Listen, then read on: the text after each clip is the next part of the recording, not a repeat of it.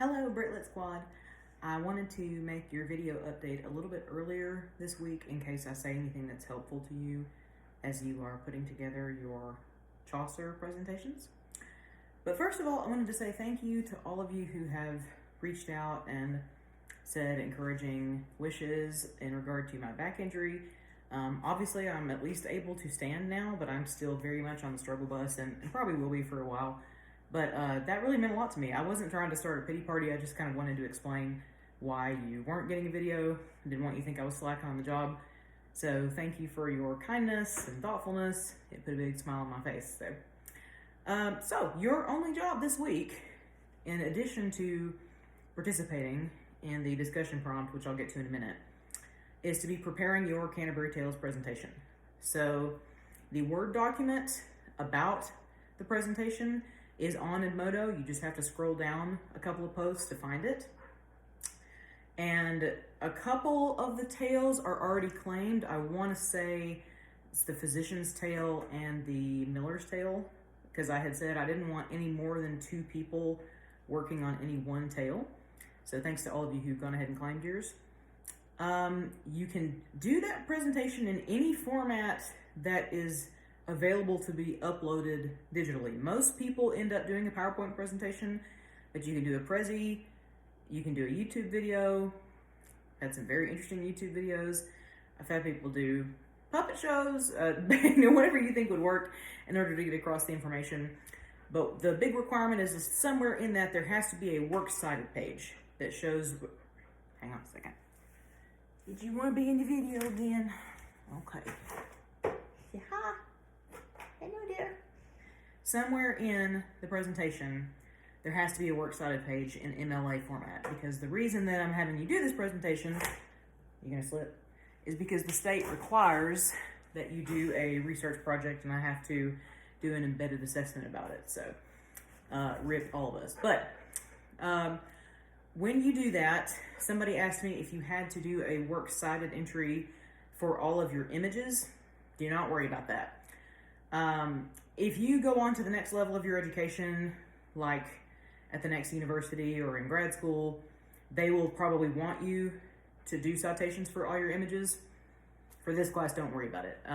It would be punitive and discourage you from putting images in, and I don't want to do that. So I just need to know where you got your textual information. Do not worry about doing in-text citations for this. I just want you to have a works cited page. When you post your presentation, you're just going to go to the Edmodo class page and just make a brand new What do you want? What do you want? You were already in the video. Sorry. You're going to make a brand new post and just put it in there. You're just going to attach it in whatever format that it is. And that way people can comment on it, or I can comment on it. So yes, there are going to be a lot of posts, but I would prefer that each presentation be its own post, and that kind of helps me find it so that I can be sure to grade it and comment on it. So spoiler alert, the following week is your next test. It's your Unit 2 test, which covers Chaucer and medieval England, and there is a test question that's going to be about the presentations. So just be aware, everybody is going to read all the presentations, not just me, because this is part of the curriculum that you are doing, because we don't have time to individually cover all of the Canterbury Tales in class, and so this is kind of the best way for us to canvas and get information about all of them. So that's how you post it, that's how you do it. In regard to participation, it's not a huge chunk of your grade. It's not like Comp 1 or Comp 2 where it's 10 to 15%, but just remember, it is 5% of your grade in this class, and that is half a letter grade. So I have noticed that it's the same people every time responding to the discussion prompts, and those people who are doing it, I see you, I appreciate you, I love you, thank you for carrying that. But the rest of you, just be aware that that's 5 points that you will not get added to your grade if you don't consistently try and post on those discussion prompts. That will be kind of taken out of your grade at the end of the semester. So if you ever want to know how you're doing, I know at midterm I told you, but you can always ask me. I have an open grade book. I don't keep that information secret.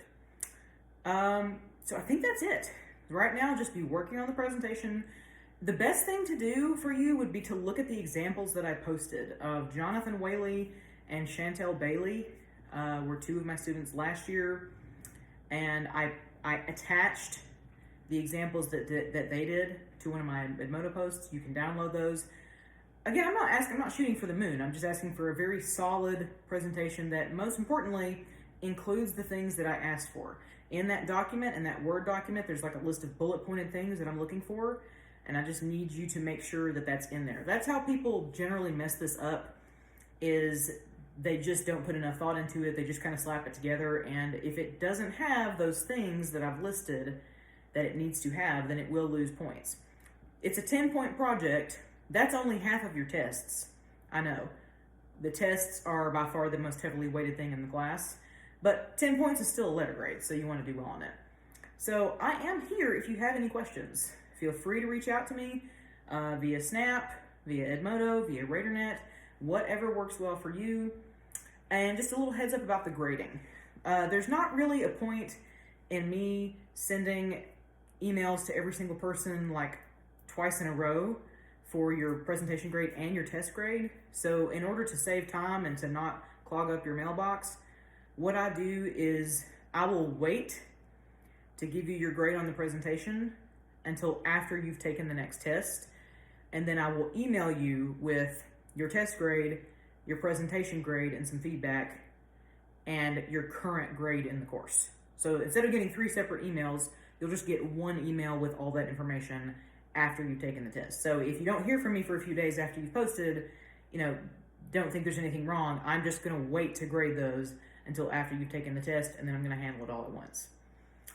After we finish this unit, we're going to be heading into Shakespeare and tackling Hamlet.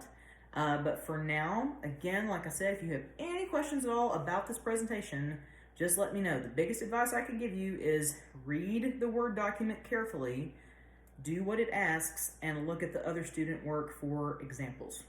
So, I hope that you're all doing well. I know that today's about to be a crazy day, so I'm thinking of everybody. We'll make it through, and I will talk to you soon. And thank you again for all your kindness. It means a lot to me. Bye!